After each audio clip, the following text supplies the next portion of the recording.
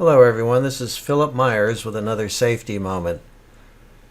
In business travel to an American Petroleum Institute meeting from California to Chicago, I had to take the subway, and out of it came a couple of safety moments. So at the end, there's a quiz. How many safety moments are there, and what are the messages from these safety moments? This is the distinctive tunnel system that gets you from one terminal to the other in Chicago. In wandering around the airport to figure out how to get to the hotel, I decided to take the subway.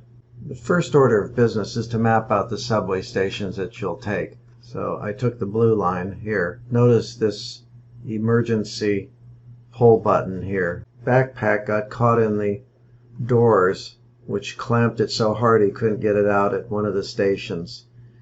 In trying to pull it out, he just couldn't, and so he started yanking furiously on this emergency stop button.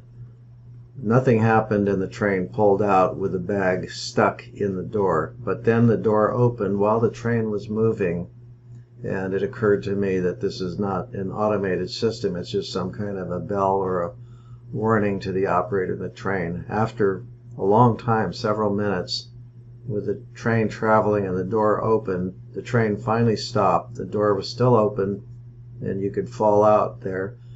The operator came back and shooed him out, but I don't think that was justified because there's no sign, no nothing, and if he had been on the outside and held onto the backpack while the train pulled off, either would have been pulled along with it or the backpack would have been gone, so it didn't make sense to me.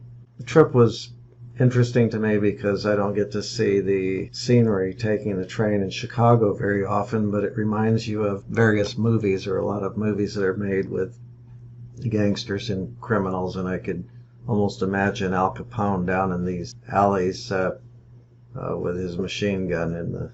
After getting off, of course, at the wrong stop, I got to take a nice walk with beautiful weather to get to the hotel. It's ironic that one of the main reasons I was going to API was to update API 650 for a seismic agenda item.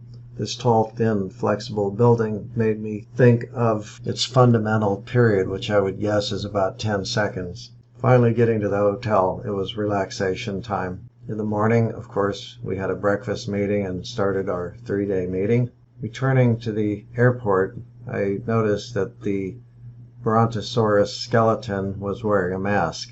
Well, folks, that's it for today. I get 2 safety moments on my quiz. The first one is to avoid standing next to subway doors if at all possible.